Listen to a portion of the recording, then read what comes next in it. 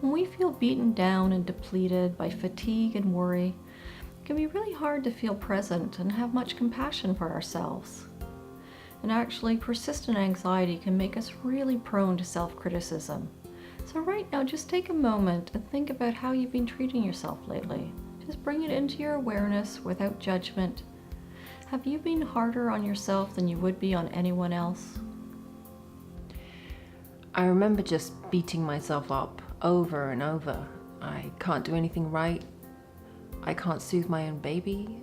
He won't even go for a nap for me. I don't have the right mothering instincts.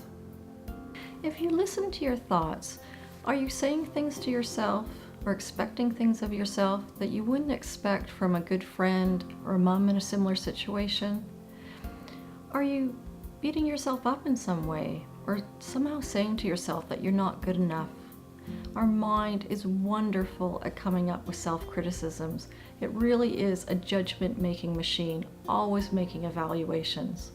The problem is these evaluations are not always true. They're just opinions, they're not facts.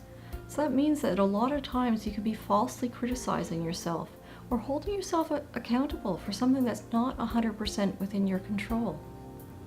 To balance this, we can learn self-compassion. We can notice when we're being self-critical and practice turning down the volume of that voice. We can remind ourselves of how we would talk to a good friend or even our baby.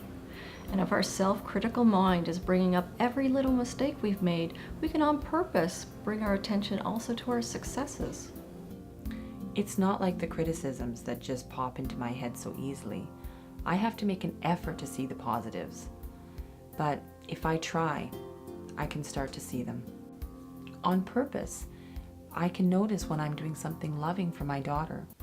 It doesn't have to be big, and it doesn't have to be everything every day. One day I may give myself credit for playing on the floor with her when I was exhausted, while another day I can feel good about making her some baby food. I'm trying to find ways of mentally patting myself on the back, even when the critical voice in my head says, I don't deserve it. If we act as if we're worth it, then slowly over time we actually start to believe it. And it's not just noticing the positives. Also, we can give our mind a really strong message when we take care of ourselves. You might think with all your demands you don't have the time or the energy to take care of yourself. You might think that it's somehow selfish or self-indulgent. But you always have to remember what the flight attendants say. You always have to put your own oxygen mask on before you can help anyone else. Because if you don't take care of yourself, you're not going to have the energy to take care of anyone else. You're going to feel tired and overwhelmed. There's always a price to pay when we neglect ourselves. Some things I find relaxing are just sitting quietly. At times I just need a break. Running a nice bath and putting lavender oil in it, that's really relaxing. And there's a great yoga class as well, which I like to go to if I have a little bit more time.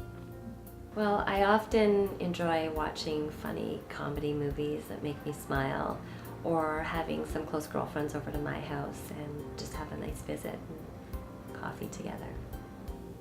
Sometimes just sitting down for 15 minutes with a magazine, a cup of tea, just some little treat can really help us recharge our batteries.